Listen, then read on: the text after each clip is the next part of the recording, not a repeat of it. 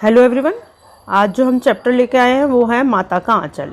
इससे पहले हमने क्षितिज के सारे चैप्टर कंप्लीट कर दिए गए, उनकी समरी पूरी हो गई है, उनसे संबंधित इम्पोर्टेंट क्वेश्चन भी हमने कंप्लीट कर दिया है। इस वीडियो में सबसे पहले हम इसका सारांश बताएंगे और सारांश बताते हुए उससे किस प्रकार से आपके क्वेश्चन आ सकते हैं वो बताएंगे। तो इसलिए वीडियो को लास्ट तक ज़रूर देखें और आने वाले जो क्वेश्चन हैं जो कि काफ़ी टाइम से आ रहे हैं उसका भी जिक्र हमने लास्ट में क्वेश्चंस में किया है। अगर आप एक बार ये पूरी वीडियो देख लेते हो तो आपका माता का आंचल कंप्लीट हो जाएगा। चलिए स्टार्ट करते हैं। प्रस्तुत पाठ देहाती दुनिया उपन्यास का अंश है। आत्मकथात्मक रूप से में लिखे गए इस पाठ में ग्रामीण संस्कृति की झांकी के साथ साथ ग्रामीण यानी गांव, ग्रामीण क्षेत्र के विभिन्न चरित्रों और बच्चों के बचपन के अनेक रंग उकेरे गए हैं। पाठ में भोलानाथ के माध्यम से बच्चे के प्रति माता पिता के प्रेम, बच्चों के विभिन्न खेल आदि का वर्णन किया गया है। साथ ही इनमें यह भी बताया गया है कि बच्चों का जुड़ाव अपनी माँ से अधिक होता है। तो पिता के साथ जो उसका जुड़ाव था वो किस प्रकार का था तो वो देखते हैं। तो प्रस्तुत पाठ में लेखक शिव पूजन सहाय ने अपने बचपन के खेल तमाशों, रुचियों व शरारतों का वर्णन किया है। लेखक की माँ वात्सल्य से परिपूर्ण थी और पिताजी उनके हर खेल में बच्चा बनकर शामिल रहते थे। पाठ के अनुसार लेखक का सारा समय अपने पिता के साथ व्यतीत होता था। माँ के साथ उनका केवल दूध पीने तक का ही नाता था। सुबह नहला धुलाकर पिताजी उन्हें अपने साथ पूजा में बिठाते थे और उनके माथे पर भभूत लगाते थे। इससे वह खासा बम भोला लगते और इसीलिए पिताजी उन्हें प्यार से भोलेनाथ कहते थे। पूजा पाठ के पश्चात पिताजी रामनाथ बही में राम नाम लिखते। इसके बाद कागज के टुकड़े पर 500 बार राम नाम लिखकर आटे की गोलियां बनाकर अपने पुत्र को कंधे पर बिठाकर गंगा के किनारे, नदी के किनारे ले जाते और वहाँ पर मछलियों को आटे की गोलियाँ खिलाते। लौटते समय उसे पेड़ की डाली पर झुलाते और कभी कभी उनके साथ झूठ मूठ की कुश्ती लड़ते। जानबूझकर कुश्ती हार जाते और ऐसा करके वे उसका आत्मविश्वास बढ़ाते। अब माँ का भोलेनाथ से लगाव। अभी था पिताजी के साथ उसका व्यवहार कैसा था, अब है कि माँ के साथ कैसा व्यवहार था। तो लेखक के पिताजी उसे अपने हाथों से खाना खिलाते। पेट भर जाने पर भी लेखक की माँ को तृप्ति नहीं होती थी, तृप्ति यानी संतुष्टि नहीं होती थी, और वे दही भात सान कर अपने हाथों से उसे चिड़िया के नाम से कौर बनाकर खिलाती। यानी बच्चे को जैसे कहते हैं कि लो ये चिड़िया खा जाएगी, उसके कौर, ये चिड़िया की कौर यानी ये चिड़िया का टुकड़ा है, ऐसे खा लो, इस तरह संतुष्ट करते। मतलब माँ को संतुष्टि नहीं मिलती थी कि मेरे बच्चे ने अभी शायद ढंग से खाना नहीं खाया, इसलिए वो खुद खिलाती थी। संतुष्ट होने पर वे उसे खेलने जाने देती। खेलते खेलते उसे घर के अंदर लाकर उसके सिर में कड़वा तेल लगाकर उनकी चोटी बनाकर उसे फूलदार कुर्ता पहना देती थी और इस बीच बालक रोता ही रहता था। फिर पिताजी उसे गोद में उठाकर जैसे ही बाहर लाते वह सिसकना भूल कर अपने मित्रों के साथ खेलने निकल जाता। अब क्वेश्चन जो इससे रिलेटेड है वो ये है कि आपके विचार से भोलानाथ अपने साथियों को देखकर सिसकना क्यों भूल जाता है। तो ये कई बार क्वेश्चन आया भी है।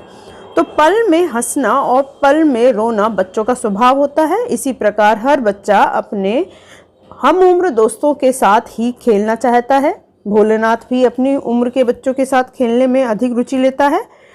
अपने मित्र को हंसते खेलते देखकर वह खुद को रोक नहीं पाता है और अपनी मित्र मंडली में जाकर रोना भूल जाता है। इसका अन्य कारण यह भी हो सकता है कि यदि वह अपने मित्रों के सामने रोएगा तो उसके मित्र उसका मजाक बनाएंगे, इसीलिए वह सिसकना भूल जाता है। अब एहतियात यानी हमें सावधानी जो इस क्वेश्चन को आंसर लिखते समय बरतनी है वो है, सामान्य तौर पर विद्यार्थी यहाँ केवल पाठ के आधार पर ही उत्तर देते हैं। इस प्रश्न का उत्तर विद्यार्थियों को अपनी विचारात्मक क्षमता के आधार पर सोचकर और समझकर ही लिखना है।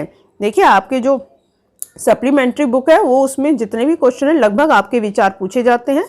तो ये क्वेश्चन आंसर आपकी विचारों में सहायता कर सकता है। आप चाहे तो आप अपने अनुसार भी उसका आंसर दे सकते हैं। तो बच्चों के खेल व पिताजी का उसमें शामिल होना। अब ये भाग एक उस पाठ का है। तो भोलेनाथ और उनके साथी घर में उपलब्ध वस्तुओं से ही खेलते थे या खेला करते थे। घर के बाहर का चौतरा उनका खेल का मैदान बन जाता था। कागज का टेंट बनाते और मिट्टी के ढेले के लड्डू बनाते, पत्तों की पूड़ी कचौड़ी बनाते और गीली मिट्टी की जलेबी बनाते। फूटे घड़ों के बताशे और जस्ते के ठिकरों के पैसे बनाते। पानी दूध आदि को से ज्योनहार कर तैयार करते और बारात निकाले जाते। कनस्तर का तंबूरा बजाते और कभी कभी खेती करने का नाटक किया करते थे या किया जाता था और बीज बोते, फसल पकने तक उसे तोड़कर बेचने का नाटक करते। जैसे ही पिताजी इन सब खेलों में शामिल होते वैसे ही बच्चे शर्माकर भाग जाते। अब इससे रिलेटेड क्वेश्चन जो है वो ये है कि भोलेनाथ और उनके साथियों के खेल और खेलने की सामग्री आपके खेल और खेलने की सामग्री से किस प्रकार भिन्न है। ये बहुत इंपॉर्टेंट क्वेश्चन है, कई बार आ चुका है बोर्ड में। तो भोलेनाथ और उनके साथी के खेल और खेलने की सामग्री हमारे खेल और खेलने की सामग्री से पूरी तरह भिन्न है। जहाँ उनके खेल और खिलौने घर की आवश्यक वस्तु होती है या होती थी, वहीं हमारे खिलौने अत्याधुनिक और बैटरी चालित होते हैं, यानी बैटरी से चलते हैं, चालित होते हैं। और जस्ते के टुकड़े, फूटे हुए घड़े, कनस्तर, चूहेदानी और पेड़ों के पत्ते आदि से खिलौने बनाकर उनसे खेल कर ही वे संतुष्ट हो जाते थे। हम मोबाइल, कंप्यूटर और वीडियो गेम आदि से खेलते हैं। उनके खिलौने हस्त निर्मित होते थे और हमारे खिलौने बाजार निर्मित होते हैं। तो ये आप क्वेश्चन बहुत इंपॉर्टेंट है, इसको देख लेना, बहुत इजी क्वेश्चन इसमें दे रखा है। अब एहतियात इस क्वेश्चन में लिखते समय ये बरतनी है कि इस प्रश्न के उत्तर देते समय इस बात का विशेष ध्यान रखा जाए कि लेखक के समय में प्रचलित और वर्तमान में प्रचलित खेल सामग्री का विवरण देते हुए उत्तर लिखना है। तो जो लेखक के द्वारा बताई गई है और जो वर्तमान समय में है, वर्तमान यानी प्रेजेंटली जो आप लोग यूज़ करते हैं वो लिखना है। अब है मूसन तिवारी को चिढ़ाना और सांप से डरना। एक पार्ट इसमें था कि मूसन तिवारी को चिढ़ा रहे थे और एक सांप से वो उनका डरना। तो मूसन तिवारी को चिढ़ाने पर गुरुजी से सबको डांट पड़ती है। रोते हुए भोलेनाथ अपने पिता के साथ घर जा रहे होते हैं, पर अपने मित्रों को देखकर उनके साथ चले जाते हैं। खेतों में जाकर चिड़िया को उड़ाते हैं और खुश होते हैं। एक टीले पर चूहों के बिल में पानी उलीचने लगते हैं, डालना मतलब, और तब चूहे बाहर आते हैं तो बड़े ही खुश होते हैं। ऐसे ही एक बिल में से चूहे के स्थान पर सांप बाहर निकल आता है। उसे देखकर सब बच्चे डर कर सरपट भागने लगते हैं और बिना कुछ सोचे समझे गिरते पड़ते बस भागते जाते हैं और उल्टे गिरते पड़ते हुए भागते ही जाते,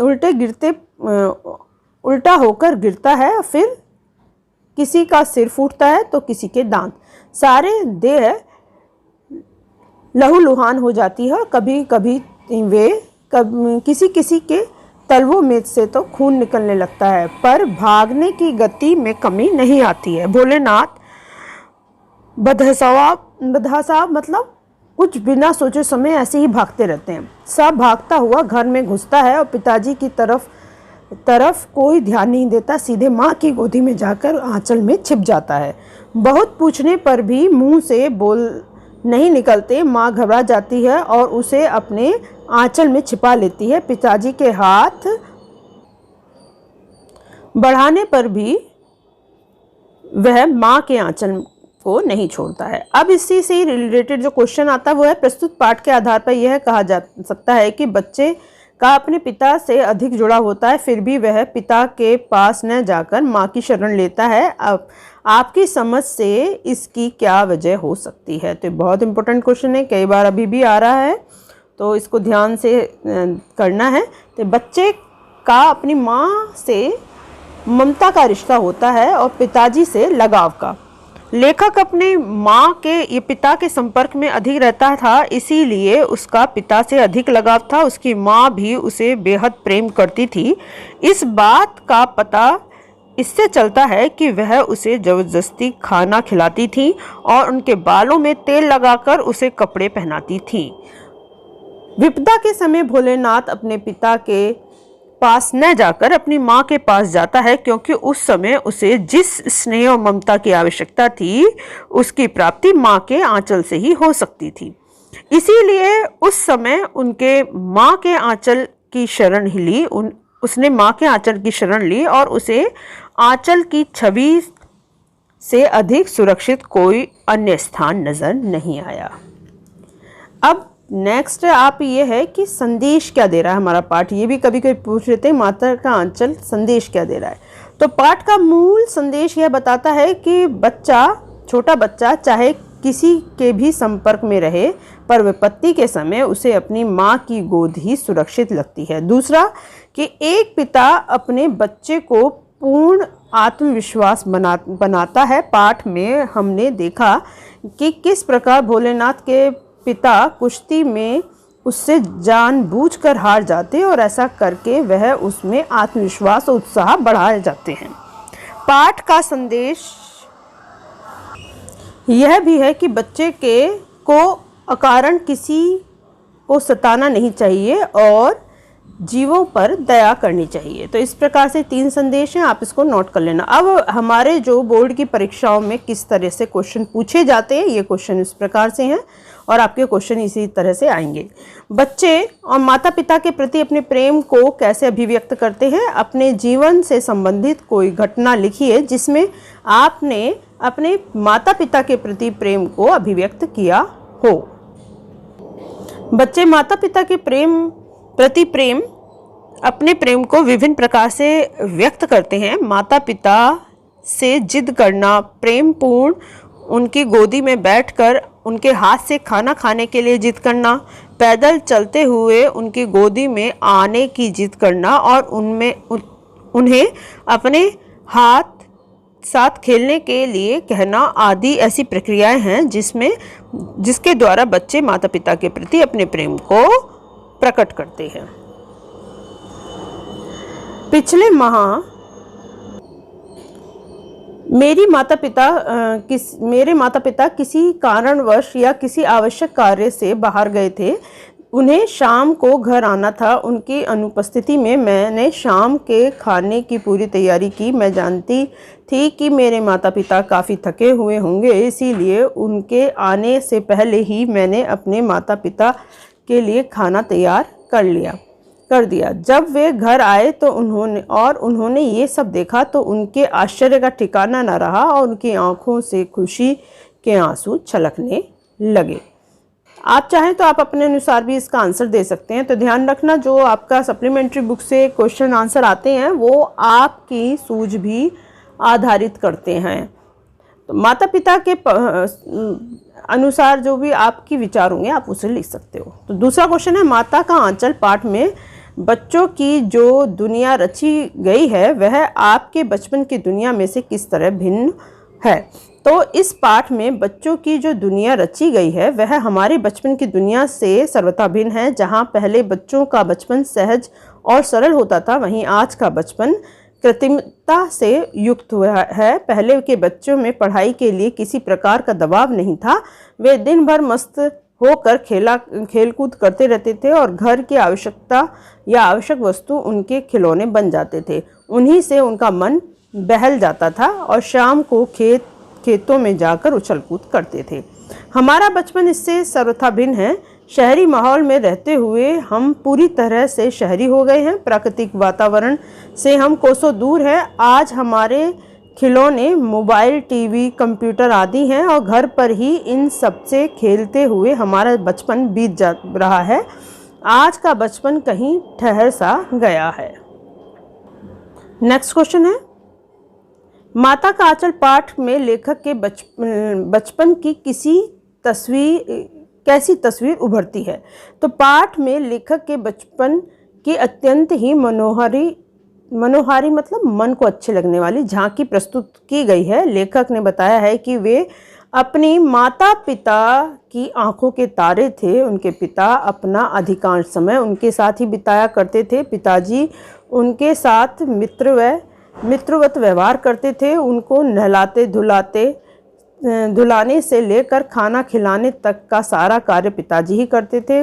माता भी अपना लाड़ प्यार दिखाने का कोई अवसर नहीं जाने देती थी। भोलेनाथ को जबरदस्ती चिड़िया के नाम के कौर बना के खिलाती थी। जबरदस्ती पकड़कर उनके सिर पर कड़वा तेल लगाकर उनकी चोटी बनाती थी और फूलदार कुर्ता पहना देती थी। लेखक का बचपन अपने मित्रों के साथ खेलते कूदते, तनाव रहित शरारतें करते, विनोद करते बीता। उन्होंने अपने बचपन को भरपूर जिया। अब नेक्स्ट क्वेश्चन है, बच्चे के पिता बच्चों के खेल में क्यों आ जाते थे?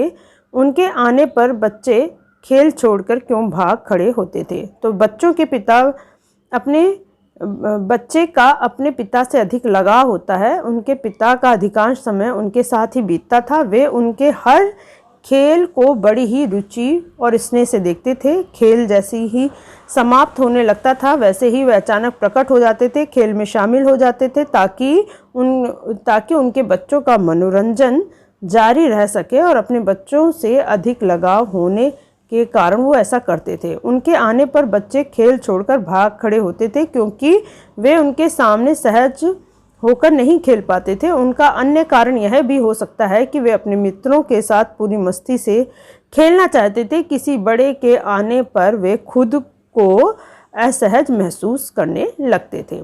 नेक्स्ट क्वेश्चन है, पाठ में बच्चे बारात का जुलूस कैसे निकालते थे? तो पाठ में बच्चे बारात का जुलूस बड़े ही रोचक अंदाज में निकालते थे। घर के चूहेदानी पालकी बन जाती थी और उस पर लाल कपड़ा डालकर उनका पर्दा बना दिया जाता था। बकरे पर दूल्हे को बैठाकर घर के बाहर के चौतरे पर एक सिरे से दूसरे सिरे तक बारात निकाली जाती थी। लेखक और उनके मित्र ही बाराती बन जाते थे और वे ही घराती बन जाते थे। इस प्रकार कनस्तर का बाजा बजाते और बड़े ही शान से बारात निकाली जाती थी। नेक्स्ट क्वेश्चन है, माता का आंचल पाठ में माता पिता का बच्चे के प्रति जो वात्सल्य प्रकट हुआ है उनको अपने शब्दों में लिखिए। तो पाठ में माता पिता के बच्चे के प्रति जो वात्सल्य प्रकट हुआ है वह वास्तव में हृदयग्राही है। बालक को सवेरे उठाकर नहलाना धुलाकर उस अपने साथ पूजा में बिठाना, कंधे पर बिठाकर गंगा तक ले जाना, पेड़ों की डालियों पर झूला झूलाना या झूलना, पिता के साथ में कुश्ती लड़ना आदि दृश्य बड़े ही मनोहारी हैं। ये दृश्य हमें अपने बचपन में ले जाते हैं। इस प्रकार माँ द्वारा जबरदस्ती खाना खिलाना, नज़र से बचाने के लिए काली बिंदी लगाना, शिशु का श्रृंगार करना, चोट लगने पर हल्दी पीस कर लगाना आदि दृश्य हमें अपने माता पिता के वात्सल्यपूर्ण व्यवहार का स्मरण कराते हैं।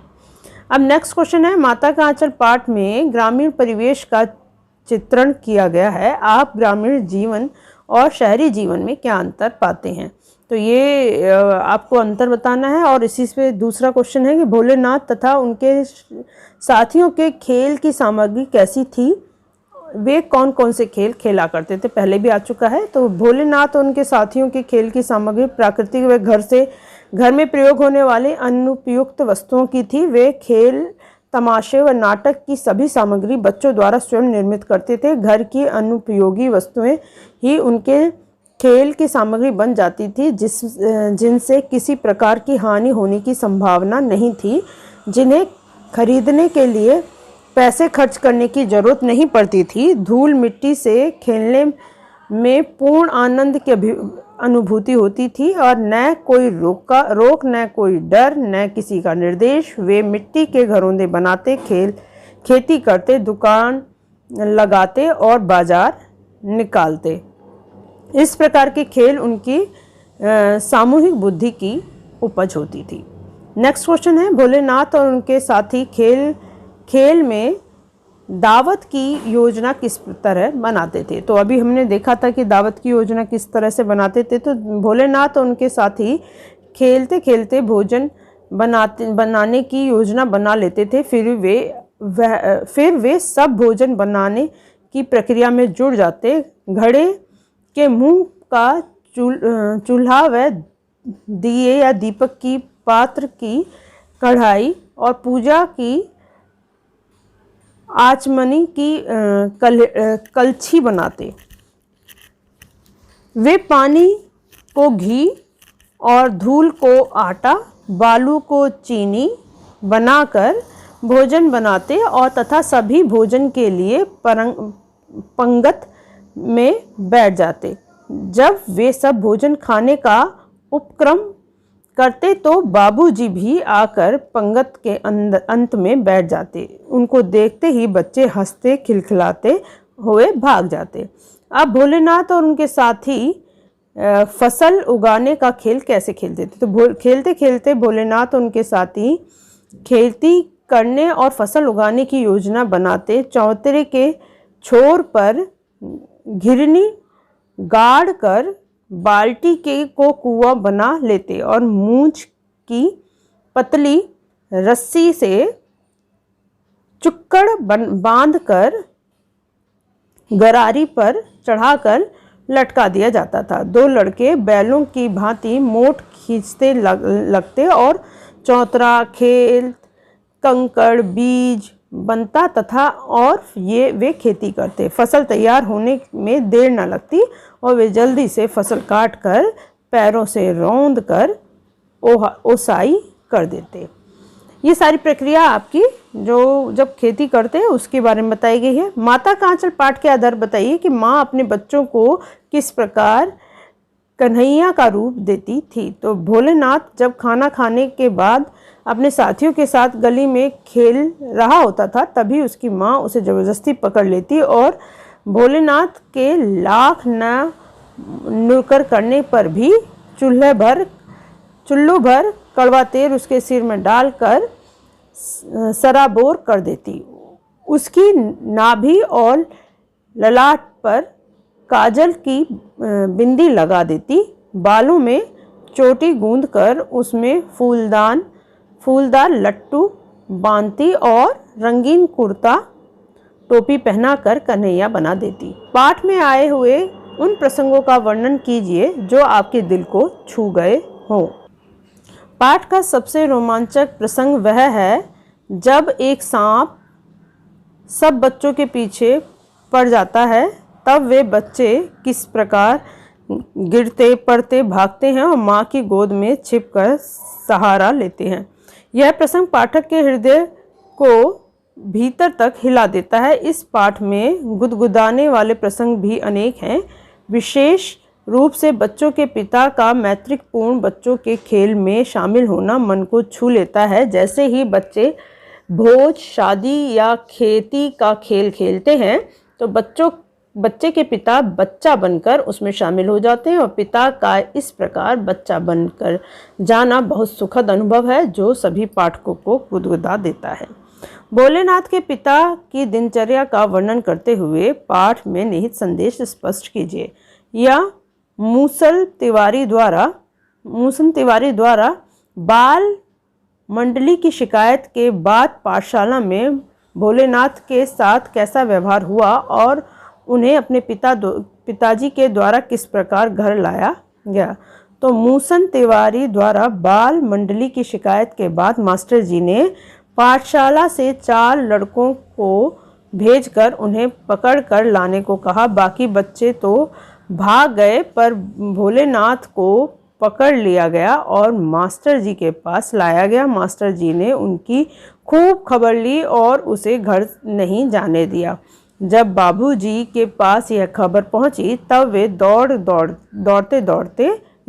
दौड़े पाठशाला पहुंचे और भोलेनाथ का रो रो कर बुरा हाल था।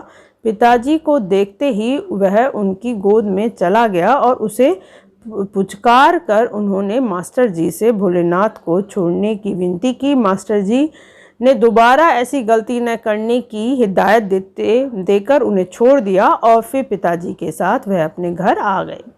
अब माता का आंचल शीर्षक की उपयुक्तता बताते हुए कोई अन्य शीर्षक सुझाइए। मतलब ये उपयोगी है, इससे अलग आप दूसरा शीर्षक उसे क्या दे सकते हैं। शीर्षक यानी टॉपिक। पाठ का शीर्षक माता का आंचल सर्वथा उपयुक्त है। अपना अधिकांश समय पिता के साथ बिताने पर भी बालक भोलेनाथ पर जब संकट आता है तो पिता की पुकार का उस पर कोई असर नहीं होता, क्योंकि उस समय उसे जिस शांति व सुरक्षा की आवश्यकता थी वह माँ के आंचल के अतिरिक्त कहीं नहीं मिल सकती थी। इसका अन्य शीर्षक बचपन के दिन भी हो सकता है। अब सांप को देखते ही बच्चों ने क्या किया। एक बार जब बच्चे चूहों के बिल में पानी डाल रहे थे तब उसमें से चूहे के स्थान पर सांप निकल आया। उसे देखकर बच्चे डर गए। वे रोते चिल्लाते बेतहाशा भागे और कोई सीधा गिरा तो कोई औंधा, किसी का सिर फूट गया तो किसी के दांत टूट गए तो कोई झाड़ियों के कांटों में उलझकर गिर गया। लेखक का शरीर भी जगह जगह से लहूलुहान हो गया था। वह एक सांस में ही भागते हुए सीधे घर में घुस गया और अपनी माँ की गोद में शरण लेकर ही रुका। अच्छा, भोलेनाथ का माँ कब संतुष्ट होती थी? तो माँ को बाबूजी के खिलाने का ढंग इसलिए पसंद नहीं था क्योंकि वह चार दानों के कौर भोलेनाथ के मुंह में देते थे। इससे भोलेनाथ को लगता था कि उसने बहुत सा खाना खा लिया है और उनका पेट भर गया है। माँ उसे मुंह भर भर कर खिलाती थी। वह थाली में दही भात, सांती और तरह तरह के पक्षियों की बनावटी नामों के कौर बना बनाकर उसे खिलाया या खिलाती जाती थी। ऐसा करने पर ही माँ संतुष्ट होती थी। अब मूसन तिवारी कौन था? उसे किसने चढ़ाया और दंड किसे मिला? मूसल तिवारी गांव के ही एक बुजुर्ग व्यक्ति थे। उन्हें कम दिखाई देता था और वे सीधे नहीं चल पाते थे। बैजू सबसे शैतान था। उसने मूसल तिवारी को चढ़ाना शुरू किया। बुढ़वा बेईमान मांगे करेला का चोखा। तो सभी बच्चों ने बैजू के सुर मिलाकर मूसन तिवारी को चढ़ाना शुरू कर दिया। तब मूसन तिवारी उनको मारने को दौड़ा तो बच्चे भाग गए। वे सब उनकी शिकायत लेकर उनके अध्यापक के पास पहुंचे तो उन्होंने 2 लड़कों को भोलेनाथ के घर भेजकर उसे पकड़वा लिया और गलती तो यहाँ बीजू की थी पर सजा भोलेनाथ को भुगतनी पड़ी। अब भोलेनाथ और उनके पिताजी अपने साथ पूजा में क्यों बिठाते थे? तो भोलेनाथ के पिताजी धार्मिक प्रवृत्ति के व्यक्ति थे। नित्य कर्म और निवृत्त होकर पूजा करना, रामायण पढ़ना, राम नाम लिखना उनके नियम थे। वे चाहते थे कि भोलेनाथ में भी बचपन से ही अच्छे संस्कार की नींव पड़े, इसीलिए वे उसे सुबह नहला धुलाकर अपने साथ पूजा में बिठा लेते थे। हर पिता चाहता है कि उनका बच्चा बचपन से ही ईश्वर के प्रति आस्था रखे और भोलेनाथ के पिताजी भी यही चाहते थे कि उनके बच्चे भी बचपन से ही ऐसे ही संस्कार जन्म लें। माता का आंचल पाठ जिस तत्कालीन पारिवारिक एवं सामाजिक परिवेश का चित्रण किया गया है उसे अपने शब्दों में लिखिए। या मूसल तिवारी का बैजू और उसके साथियों द्वारा मजाक उड़ाने की घटना से आप क्या शिक्षा ग्रहण करते हैं? तो ये इस तरह से आपके जो महत्वपूर्ण क्वेश्चन थे सारे इसमें आ चुके हैं और नेक्स्ट वीडियो आपकी जॉर्ज पंचम की नाक होगी। बाकी वीडियो इससे पहले की क्षितिज वाले पाठों की सारा खत्म हो चुका है और लास्ट वीडियो में आपका टॉपर्स का एक 1 शॉर्ट रिवीजन होगा, वो डालूंगी। इसके लिए मेरे चैनल को सब्सक्राइब कर लें। आज के लिए बस इतना ही। धन्यवाद।